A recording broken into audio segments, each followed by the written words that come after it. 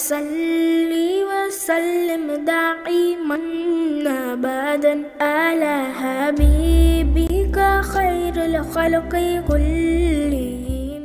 باب قول النبي صلى الله عليه وسلم رب مبلغ أو عام سامع. رسول اللہ کے اس ارشاد کی تفصیل میں کہ بسا اوقات وہ شخص جسے حدیث پہنچائی جائے سننے والے سے زیادہ حدیث کو یاد رکھ لیتا ہے.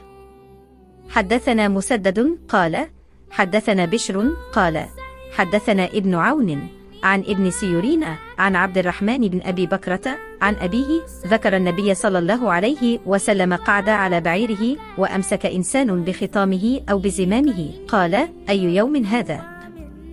فسكتنا حتى ظننا أنه سيسميه سوى اسمه قال أليس يوم النحر؟ قلنا بلى قال فأي شهر هذا؟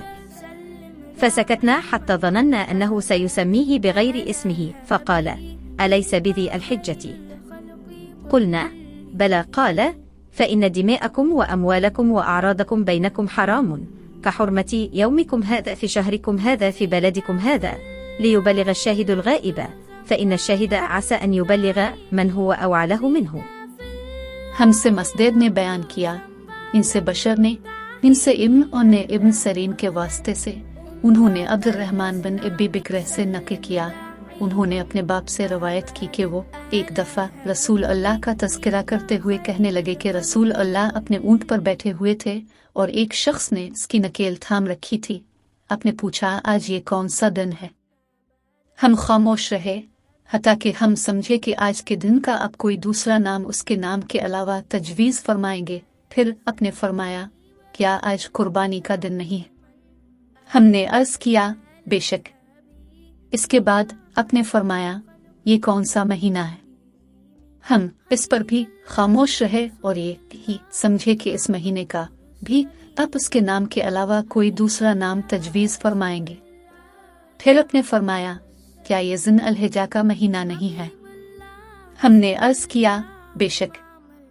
آپ نے فرمایا تو یقیناً تمہاری جانیں اور تمہارے مال اور تمہاری آبرو تمہارے درمیان اسی طرح حرام ہے جس طرح آج کے دن کی حرمت تمہارے اس مہینے اور اس شہر میں ہے.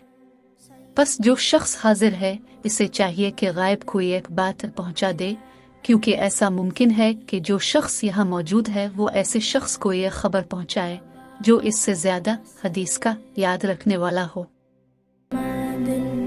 وعلى آل سيدنا محمد وبارك وسلم.